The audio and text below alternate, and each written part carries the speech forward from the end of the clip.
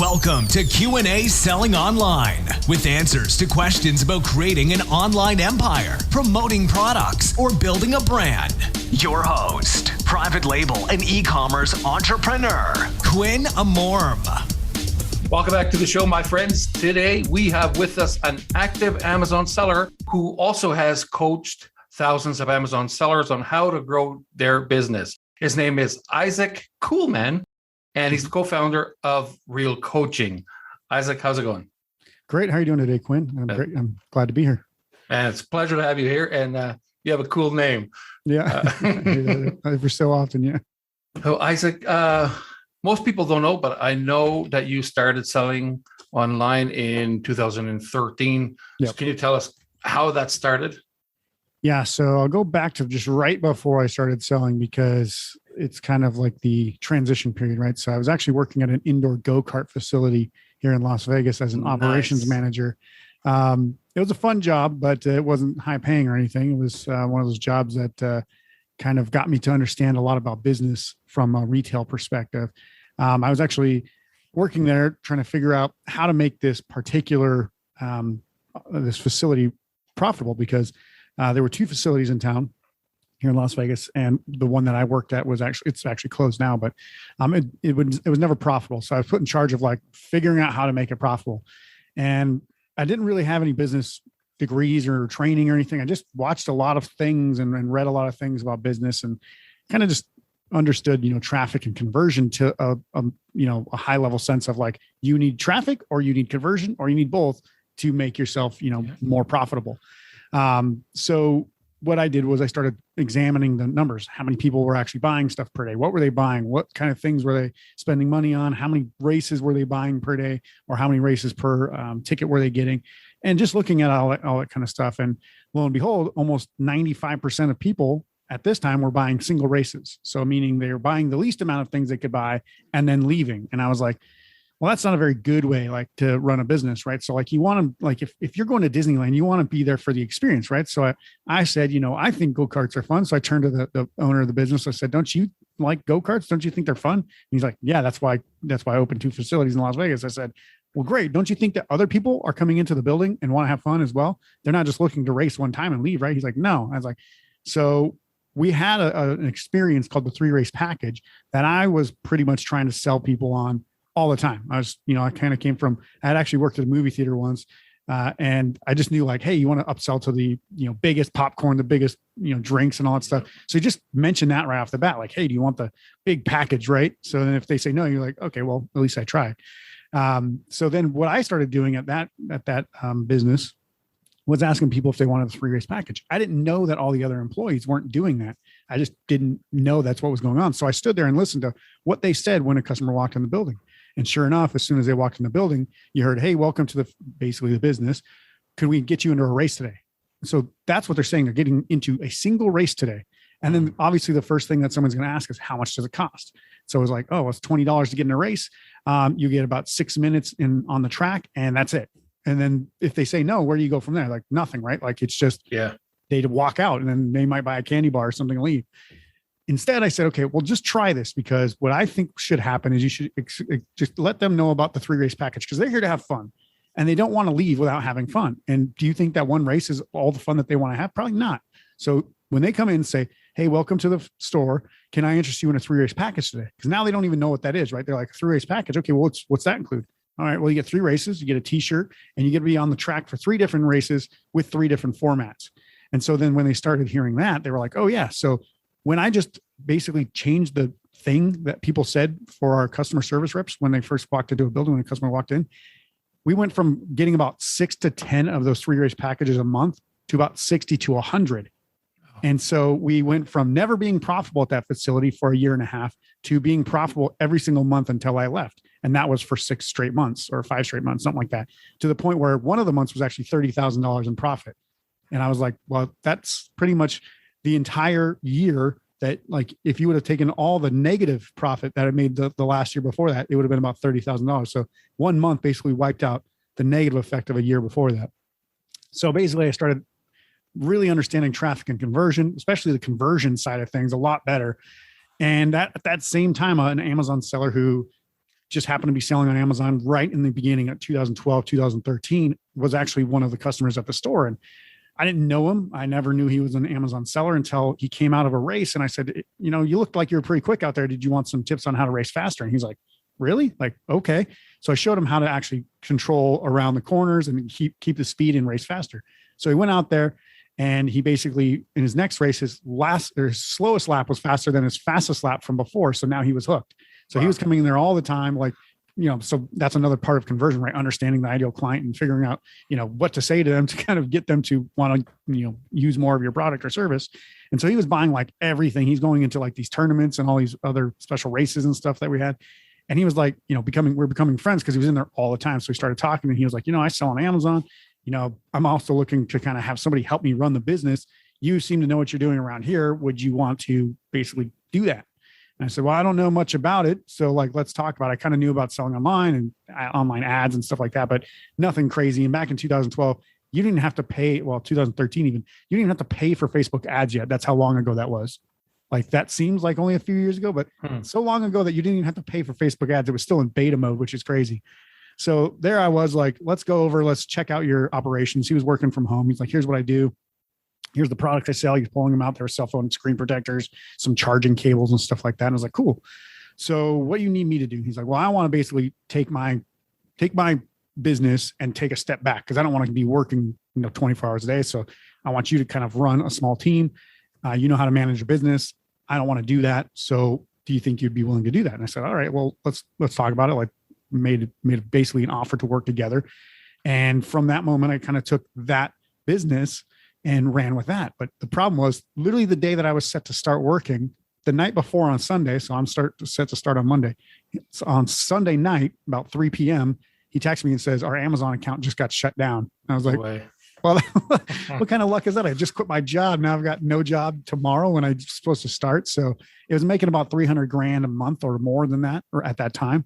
And so we had to start from zero. So this was like a great learning lesson. Like, wow. He didn't even he was like, yeah, I'll train you and all this stuff. And basically he didn't, because he was kind of in a off-put position. He was like kind of frustrated by the whole Amazon removing his selling privileges. So we set up a new account, removed 90,000 units of inventory from Amazon, repackaged them and started sending them into this new account. That took about 6 months to kind of get back up and running. So for like April and May of that year, which is when I started, it made very little. But by December, we actually had got it to the point where it was doing $500,000 a month again. So it was a very quick learning experience of 5 to 6 months of doing everything under the sun to try to make this actually work again, to the point where we were doing like thousands of units on certain products a day, which was crazy. Wow. And you never ended up getting that account back? We did not, but we ended up getting we ended up getting a couple of accounts at the time, which Amazon didn't really like. But if you set it up for different businesses, totally different businesses with different brands and stuff, they didn't seem to care. And that's actually their stipulation now, is if it's for a different brand or a different company, then you can open 2 accounts. So we were in the clear on that. We just didn't know that was what the rule was, because it wasn't clear back then. So we actually set up about 2 or 3 accounts because we had 3 different brands. And then, so they're still long running Amazon accounts. I don't work with that seller anymore. We parted ways in about 2015. And after about 2 years of working together, and he still sells. And then I started my own companies, and now I've been coaching people since just early 2015. Yeah. You know what? I used to love go-karts. Yeah. And I still do, just haven't done it in many years. But years ago, I was in a small European country, Portugal. And I've heard of it. Yeah, there's this perfect weather all year round.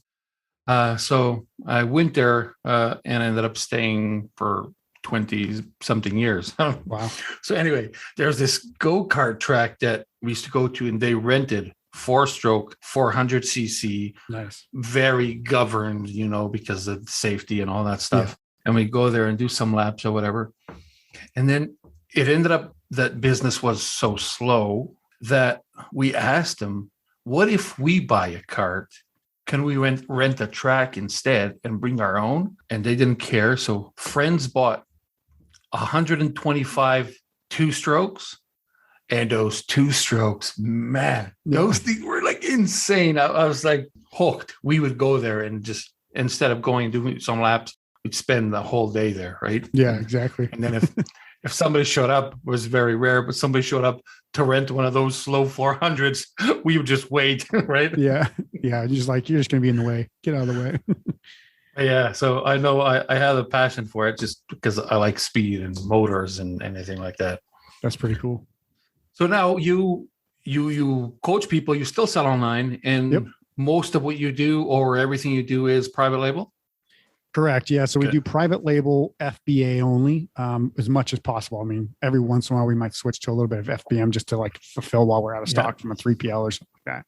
So for people who might not know that terminology, private label is basically you put your own brand on pretty generic products. Now you can do improvements to those products. Like I sell an ice scraper. I have a better version of an ice scraper, but it's not patented. It could be patented if I decided to, try to do that, but we don't try to overcomplicate the process. We just try to get things that aren't patented, create a good one, differentiate just a little bit. You don't have to go spend a bunch of money to try to make it the best, because on Amazon, if you overspend on the product development, that means that your price is probably too high for what the consumer wants to buy.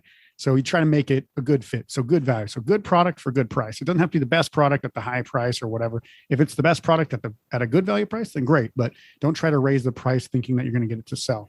So that's what we do. So we put our own branding on it. It's basically, if you want to know what private label is in a nutshell, think of like Advil. Advil's just a label on a generic drug. There's ibuprofen, right? So you can buy ibuprofen right off the shelf right next to it, but you trust Advil because it's branded, it's been around. You know it because your parents probably used it, their parents probably used it, and so on, right? So that's kind of what branding does. Gives you that legitimacy, and that's what private label is. So FBA is just when we send it to Amazon and they fulfill all the stuff for us. So we send our inventory straight from our manufacturer, either in China, the US, or wherever, straight into Amazon as much as possible. And then they ship it out as soon as a product is ordered on their platform. So that's pretty much the standard method that we use. As much as possible, we like to do that. Now, if like, say you're running low on stock and you've got some, inventory at like a third-party facility, a warehouse that can fulfill for you, well, then we might switch over to FBM, which is fulfilled by merchant.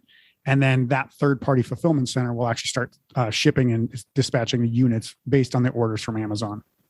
There you go. Isaac, you're talking about, for example, Advil. Yeah. But there's one brand most people in the world don't even think about. I don't know if you know, but Nike is private label. You know that? Yeah. So a lot of people have no idea, right? But there you go. That's how big you can get with private label if you wanted a good example. Yeah. And it's funny because I actually use Nike. I actually used to work for Nike, funny enough, a while back. But there was one thing about branding that people are like, oh, well, I got to get my brand name right. And so then they think of like some weird, astronomically hard to conceive idea. Like they want to be the next Google name or the next Nike name. So they come up with like some, foreign word or something like that means something to them. And then that's what they call it. And it's like, well, does that identify with your main consumer? If they don't understand it, they're not going to trust that brand. So you might want to think about changing it. And they're like, well, nobody knows what Google means. I'm like, yeah, but Google also has spent like, I don't know, $500 million on advertising to get you to know what Google means. Nike, when they first started, and this is why I brought this up, when they first started, it wasn't called Nike. It was called Blue Ribbon Sports. You've never heard of Blue Ribbon Sports, but like literally they were Blue Ribbon Sports for like 5 to 10 years, somewhere in there. And then they changed it to Nike. And then they spent a bunch of money on here's why we're Nike, right? That's why people know Nike now. So if you think you can't rebrand later to something more weird, you can. Like Nike was actually doing quite well internationally. And then they rebranded. So, that's happened before. And, it happens all the time. Dunkin' Donuts was the more recent one. They just changed it to just Dunkin' now.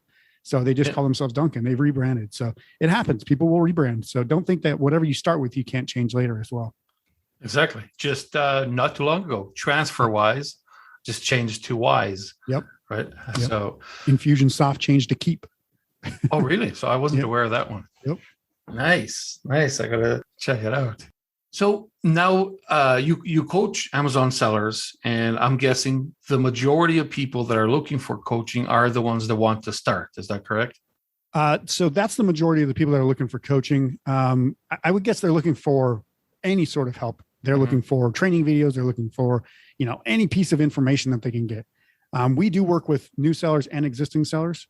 The thing that we do and why we call ourselves Real Coaching for Amazon sellers is because we try to give them actual expectations. We're not saying, hey, you can drive a Lamborghini by paying for it with your Amazon, fulfillment or disbursements, right? Yeah. We don't want to even give you that expectation because that's not a realistic expectation. Like you can't take $1,000 and turn it into $1 million business in a year. That is not likely. That is probably not even ever going to happen if you just had $1,000.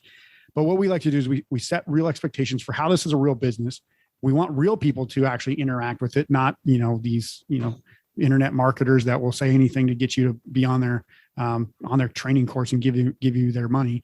And then also we want real freedom. So that's what we say, real people, real business, real freedom. So we want you to be able to achieve something in your life that gives you freedom, either financial freedom, time freedom, or geographical freedom, one of those things, or maybe all three of them if you are successful enough. Most people work a job that they don't like. So do you want to quit your job? First step is let's get you to see if you can make enough money to quit your job. What is that? $40, $50, $60,000 a year. All right, we'll plot that out. How much do you want to make in a year? Let's try to get there with your Amazon business and start putting that income in your pocket. We're not talking about Lamborghinis. We're talking about literally paying bills, living your life, right? That's what our first goal is. And yeah, that's what we want everybody to understand is that like any business, if you run it smartly and don't treat it like a little hobby or like it's, I'm just going to sell stuff online and see what happens. It's not that. Like Amazon can be a real business. So if you are serious about it, you can start to think like, well, what does that really take? Well, it takes capital, it takes time, and it takes effort. If you've got three of those things or all three of those things, then you have a chance to make a successful Amazon business. If you only have time and don't have capital and don't have effort, well, you're not going to do it. And if you only have two of the three things, you're probably not going to do it as easily. You might be able to do it, but it's not going to be as easy. Like for example, I was talking with a client the other day. He's got time, he's got effort. He's got money and he's got effort, but he doesn't have time. So he's like, he had to actually hire somebody to help him right off the bat. Cause he's like, I can't do all this stuff, but I can manage you as long as you start doing all the little daily stuff. Yeah. And I'm like, that's a great way to think about it. Cause a lot of people either with time or money, like in ample amounts, might not have the effort. And it's like, basically if you're like, hey, I've got all the time in the world, or I've got all the money in the world, I don't really have the desire to try to grow this as much as if somebody's like, I have absolutely no money and no time. I have a lot of effort. Like I will put in a lot of effort. It's like, you got to kind of start to match these things up. And if you're kind of in a sweet spot, and we always like to give people like if you got like 10K, that's probably a good starting point. That'll give you a decent amount of leeway to set up the business, get some products and all that stuff and get moving. We don't like to set the expectation of $1,000. It's just it's not smart. Yeah. $500 is unreasonable. All those other people that'll say, make millions of dollars on Amazon, let those guys go out there and scam people, I guess. I mean, I wish you could just take them off the internet, but apparently you can't. But yeah, I mean, reasonable expectations would be treat it like a business. It doesn't cost as much as like, buying houses and flipping them or running a McDonald's franchise or anything like that. It's way cheaper than all that, but you still have to put in some capital. Nice. I love the Lambo reference, and yeah. Most of the Amazon sellers know right away what we're talking about. Yeah. But that kind of stuff it hurts. But like you mentioned earlier, conversions. That helps them get the conversions, right? Having the Lamborghini and selling the idea that person can have one tomorrow too, increases their conversions. While in reality, if you tell the person who wants coaching, if you tell them, by the way, this is not easy, it's hard. You have to work, you have to have capital, you have to have time. A lot of them are going to say, okay, now in that case, I'm out. So you may lose conversions, but at least it's honest and people know what they're going to get. So I love that. Yeah. I mean, I think, you say, exactly right. I mean, it might be harder for us to convert, but at least we want to set that expectation of, first of all, creating a business is not for everybody. It is hard work. There are ups and downs of capital and depression and happiness and all this other stuff. Right? I think good things happen, bad things happen. You have to have a really big desire to want to make it work. You have to have a little bit of risk and tolerance to make it work. Like if you're like, hey, I don't want to risk anything. I don't want to have any stress in my life. I don't really like to, take any sort of like financial risks or time effort. I don't want to be uncomfortable in that. It's not for you. Like if any of those things are what you think, like, I want to be comfortable, I want to be stressed out, don't start a business. I'm telling you this, you will hate a business once you start running it because you will be stressed. You will be uncomfortable. You will not like a lot of the things that happen.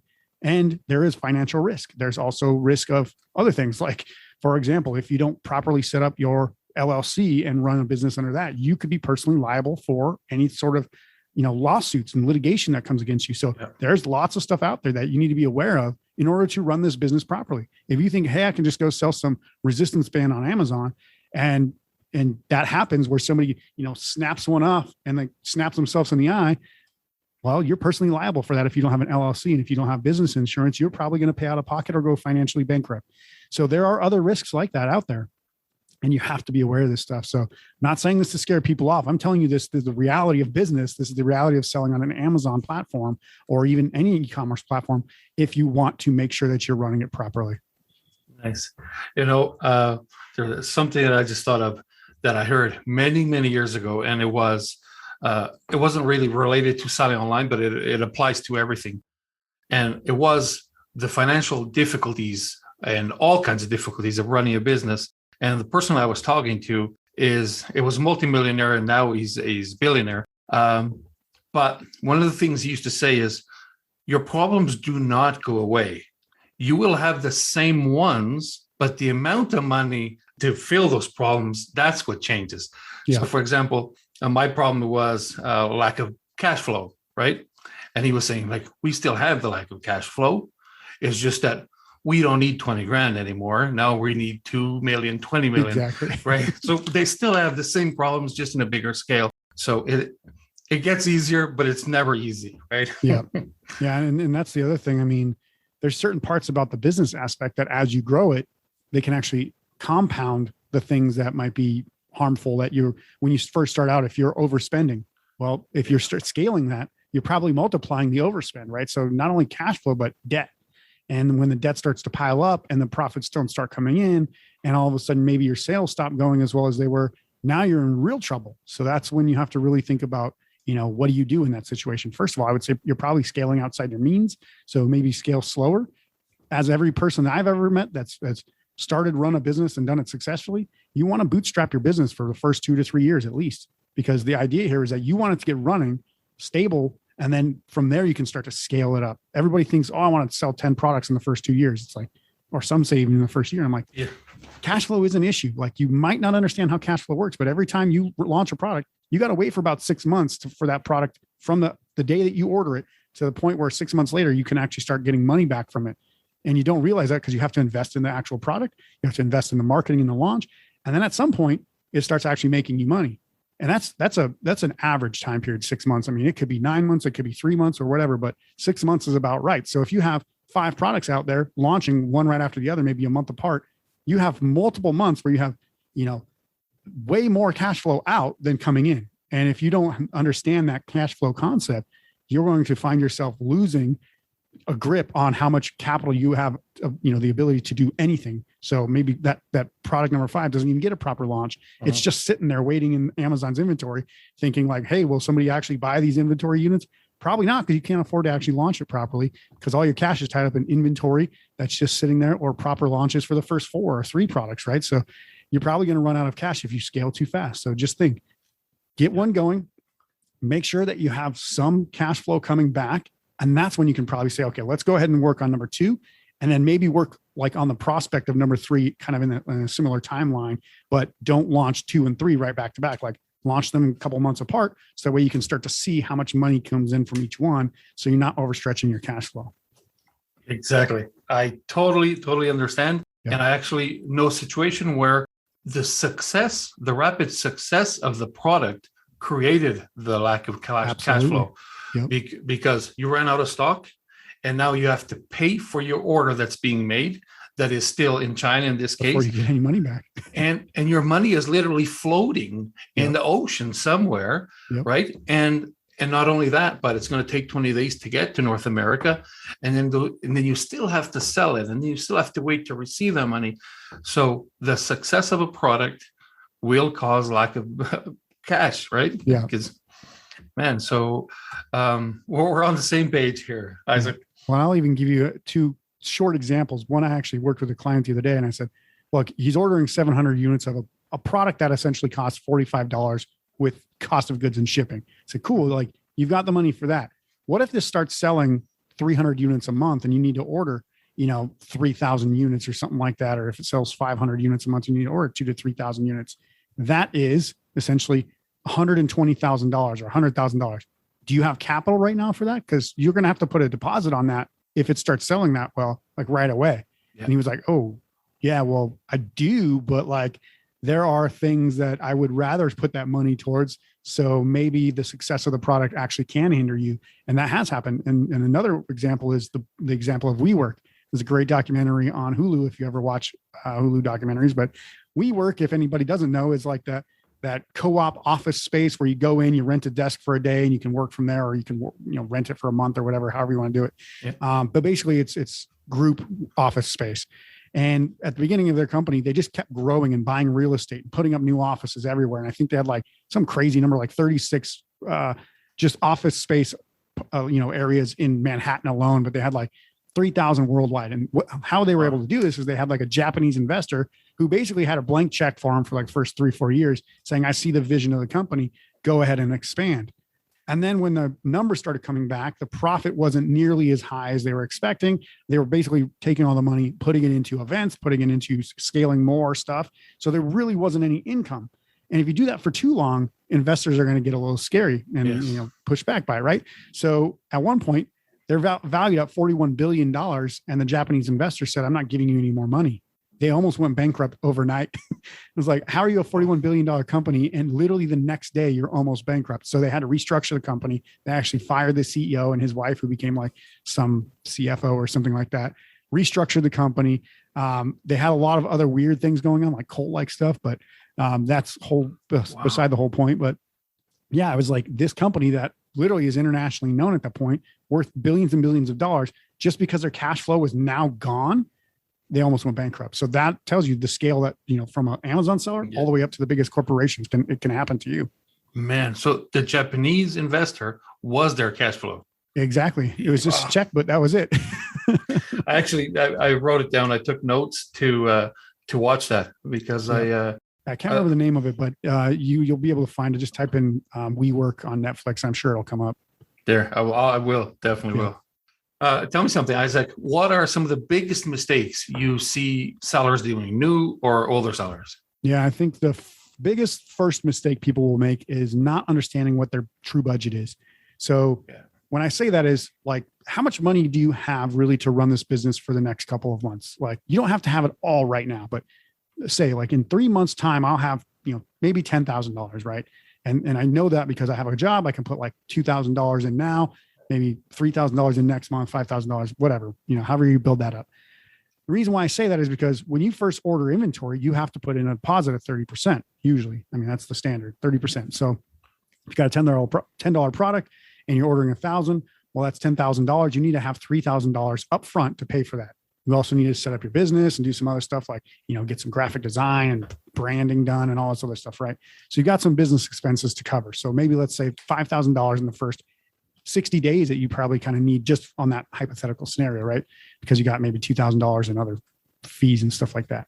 Now, why that's important is because everybody thinks, okay, I've got $10,000. I'm going to order $10,000 worth of inventory for my first order. So I'm going to put in the $3,000 of my deposit and then pay the other $7,000. And that's all, that's it. $10,000 gone. I've got my product. Yay. Awesome. Yeah. Don't worry about any marketing. Don't worry about paying for any advertising on Amazon. Don't worry about any of the stuff. You have to know all this stuff. And we actually, in our group coaching, we actually have a spreadsheet that helps you calculate all the cash flow you'll need to basically get up and running, minus some of the business expenses. But we have a separate kind of sheet for that to kind of understand how much you'll need there. And then basically saying like per product, here's how much money you need. If you don't have that much money, do not order that product because you will not make it successful. You will basically just have it sitting there on the shelf at Amazon collecting dust and getting storage fees. Yeah. So that is probably big mistake number one is either overspending on your budget, not knowing your budget, or just blanketly thinking I can sell anything without understanding that the competition will not allow you to be visible unless you have a certain amount of money to pay for in ads and marketing and all that other stuff. Yeah. Man, I love it. I love it. And like you said, it's the competition not allowing you to be visible. Because a lot of people think, like, okay, my product that is exactly the same as the other 500 that's out there, I can make it show up. But you forget that the other sellers are going to do everything. They're not there to stop you, but they're there to make sure that their product is number one. Exactly. Right? I mean, why would they give up their position to you? They don't want to lose sales either. Exactly. And yeah, that's the thing about online sales that most people forget because we're used to going to a store and see the products on the shelves. Yep. And I used to think that shelf space in a supermarket is very limited. But the reality is when you go online space is limited because if you type in Bluetooth speaker, yep, you're going to get that one page. That's where probably most of the sales are going to happen is on page one. Yep. Right. And if you're not there, it doesn't matter if you're behind the shelf or whatever in a store, somebody can pull it out, have a look. But if you're not on that page, you could have the best product in the world. People don't see it. They cannot buy it, even if it's the cheapest at the best product at the lowest rate. Exactly. And to your point, Amazon actually just released a new tool on their platform called Product Opportunity Explorer that almost nobody knows about. This was literally just last week. So third week in October, roughly. They basically have a tool now that shows you how many sellers make up 80% of the sales for that entire niche. And it'll tell you like, are there 15 sellers or 6 or 30? And basically think about that. Like if there's 6 sellers that make up 80% of the sales, that means you have to be in the top 6 to make any real sales on that product. If you don't, then you might as well not sell that product. Yes. Are you in the SEM Rush group on Slack? Oh, okay. Yeah. Cause, but they share that there. I have a Slack group with a team from SEM Rush and they share that opportunity. Yeah. Now, tell me when somebody is actually, how do you do your coaching? Is it Zoom calls? Is it live? Do you actually fly over and go meet the person? Do you do one-on-one? How does this work? We've actually done all 3 of those in the past, but normally in the typical scenario, it is virtual. Obviously, for the last 2 years, there hasn't been much traveling allowed. But basically what we do is the difference between what we do and what everybody else does. And I don't want to say everybody else, everybody that I know of doesn't do coaching. What they do is they do teaching. And the difference between teaching and coaching is giving you information, you figuring out basically how that applies to you, and then you going out and trying to do it. It's kind of like teaching in a lab scenario. Yeah. Coaching is very, very much like you'd think of like a team or like a sport, right? So you come onto the team, you show us your skills, and we'll basically say, here's your skills. Here's how we think you can be better by specifically looking at what you are good at and what you're not good at. So let's say you come in and you say, hey, I've got this product. And then we'll say, okay, well, let's see your metrics.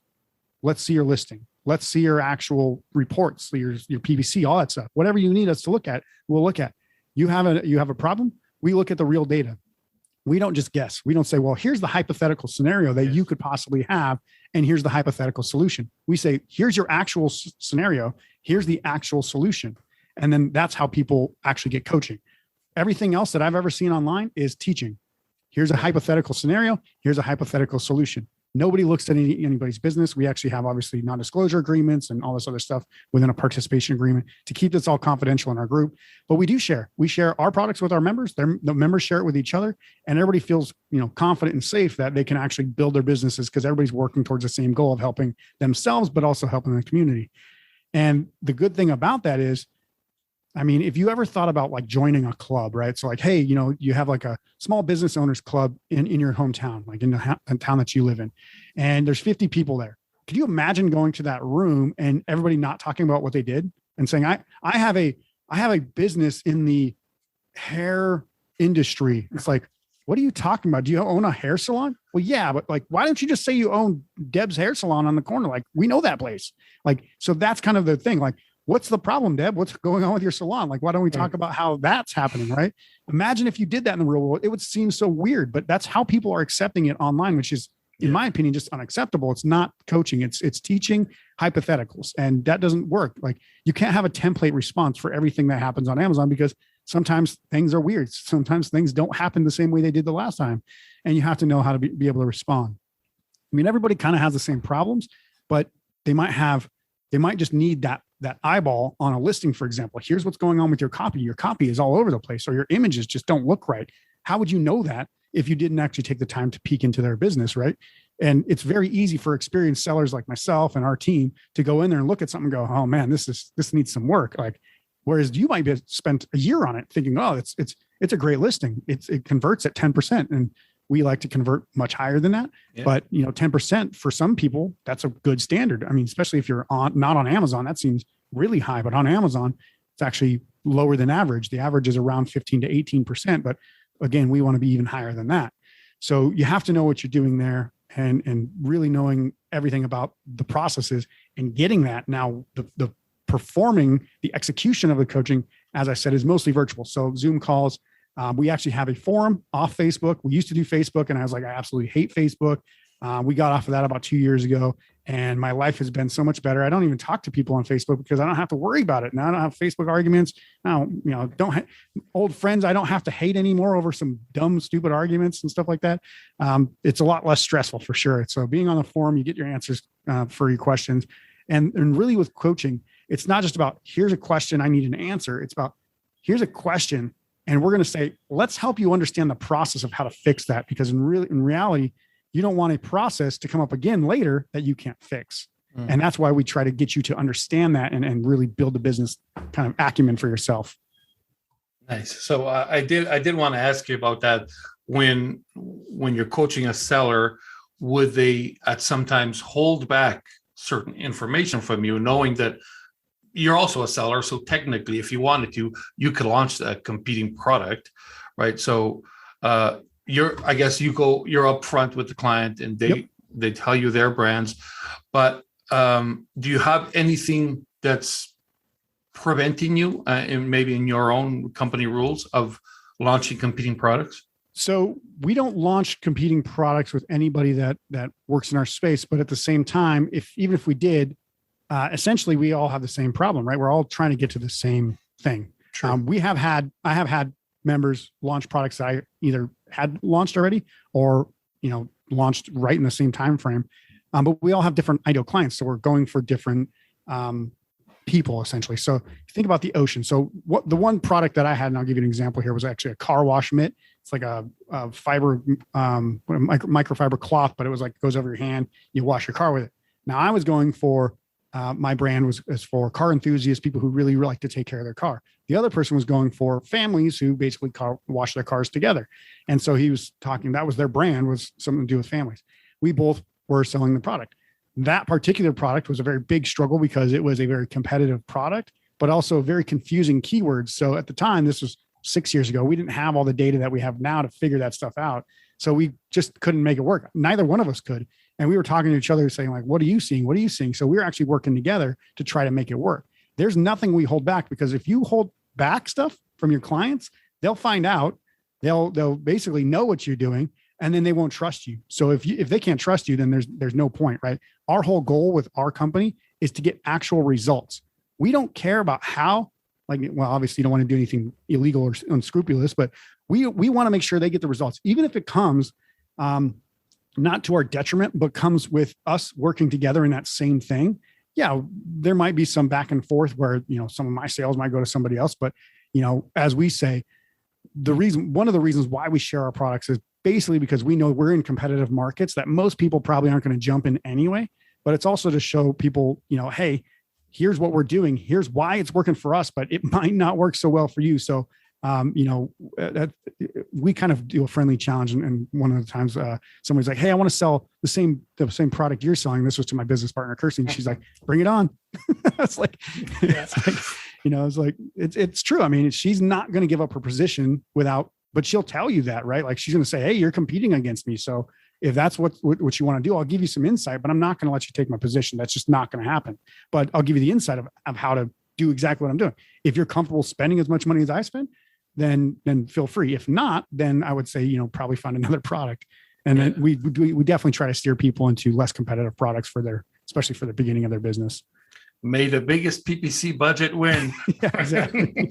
And it does happen. And it doesn't happen very often, to be honest with you. Like, I think in the entire time we've been doing coaching for 6 years, we've probably had a total of 3 or 4 people that have competed on the exact same products as us. So it's very, very rare. And it's only one product per person. So like they'll have multiple products, one of them crosses over, that's not that big a deal. And do you have, talking about competition, do you have any products or any subcategories that you recommend people stay away completely? Yeah, I think it's probably I mean, I won't say absolutely no under any circumstance are these off limits, but the most competitive ones that I know of are like cell phone accessories, absolutely massive market, tons and tons of sellers with tons and tons of sales. Exercise stuff like home exercise stuff, most of that is super saturated. I was just looking at resistance bands the other day, and the top seller has 99,000 reviews. That's not to say that they have a lot of like sales necessarily, but 99,000 reviews in 6 years of being online. Yeah, they've got like 30,000 sales a month. It's insane. And that's just the top seller. I mean, whole page one is just massively saturated with tons of sales. So workout stuff, dietary supplements. Now, when I say dietary supplements, I do mean a lot of weight loss, a lot of multivitamins, stuff that's pretty standard or common or overly hyped. Any of that stuff that's overly hyped usually gets saturated very quickly. If it's a benign type of supplement that you don't really see a result from, maybe like potassium tablets or something, I don't know. I've never seen anybody in potassium tablets, but potentially there's some products out there that are still not saturated. I would be shocked to see them at this point because most of the big sellers on Amazon first started the FBM or the FBA private label stuff on supplements. Yeah. So that's where like a lot of these internet marketers and a lot of these, trained salespeople started doing this stuff on Amazon right from the get-go. Same thing actually with cell phone accessories. And that's why I'm saying those two markets specifically. Workout equipment was like third. So those three I know are super competitive, but even stuff like dog and baby, there's a lot of products out there that if you're like, hey, I can probably find a product in there. Yeah, you can probably find a couple of products in there. The main products, like the things that you are thinking of in your head when I say baby products, those are too competitive for you. If you go out and find things that are not things that you're thinking of off the top of your head, you might be able to sell in baby, but it has to be things that are, we always try to get people to think of what kind of accessories are out there, what kind of things that you're not going to think about, but people buy are out there. Like I sell an ice scraper. Who sells an ice scraper? Me. Nobody else wants to sell an ice scraper, so I'm happy to do it. And in the winter, it sells great. But in the summer, not so much, right? So it's a seasonal product. But there's other things out there. Like if you just think about things that are kind of good sellers, but not sexy products, that's why we say find some boring stuff that gets you sales. That's how you build a business. I'll give you an example. In baby, for example, now this product I know is oversaturated now, but 2-3 years ago when we first started talking about it, it wasn't. It's those little like safety latches that go under like your cabinets and doors and drawers and stuff like that. Like 2-3 years ago on Amazon, there were only a handful of sellers like doing any real volume. And they were doing well. And then, people would start finding these little contraptions, these little things that are easy to ship, easy to manufacture, light, sell for cheap. And, you can get 30, 40, 50 sales a day on these products and make some money. Now you can't. But think of things like that in other parts of other categories, or even in that category that are light, don't cost a lot. They're not very complex to manufacture. And you can go out and buy, 1,000 units for, $3,000, $4,000, $5,000. Ship them into Amazon, sell them for 10, 12, 15 bucks, and you can start to get some sales because that's what people are looking for. When people have to make a decision on like $100 product, your conversion is going to be very, very low because they're going to look around, they're going to shop. They're not going to just willingly spend $100 without thinking about it. They will spend, between 10 and probably $35 without too much research though. True. There's the price point where they can pull the trigger on almost anything. Yeah. And on top of that, knowing that Amazon will allow them to return it or just get a refund. But when it's higher price points, people do have to think about it. Exactly right. Isaac, so everything you said so far, I'm like, I agree with this guy 100%. Yeah. So if other people enjoy hearing you, just like I do, and they want to hear more about you, where would they go to find you? Yeah, so we actually do have our own podcast. If you're looking just for some free guidance, you can go to Sprint to Profit for Amazon sellers on any major platform. You can go to goteamreal.com. We actually have our podcast there, but we also have some free training just to kind of get you some understanding of the business. We'll show you the framework, kind of what I've talked about here about budgeting, understanding marketing, and all that stuff. So that free training is there on goteamreal.com. And you can, find us, on social media, obviously, anywhere that you find social media. I try to avoid most social media, but if you do find our company, Real Coaching, you can actually reach out to us, or you can reach out to our department. If you're like, hey, I need some advice, I really need to get help, you can actually reach out to our team at realvipcoach@gmail.com. Now that one's very specific about actually getting coaching advice. We try to do it to at least understand where you are. So we'll ask you some questions. Once you let us know where you are, then we can try to help you move forward. So realvipcoach@gmail.com. Got it. So realvipcoach@gmail.com. I have goteamreal.com, and the podcast is Sprint or Profit. Sprint to Profit for Amazon to Profit. sellers. Yep. All right. I think you can find it from Sprint to Profit, but yeah, Sprint to Profit for Amazon sellers is the full title. There you go. Guys, for anybody that is running on a treadmill right now that was sold to you by a super competitive niche on Amazon, you can check the show notes and all these links will be there for you. Isaac, thank you very much, man. It was a pleasure and good luck. Gwen, thank you very much for having me.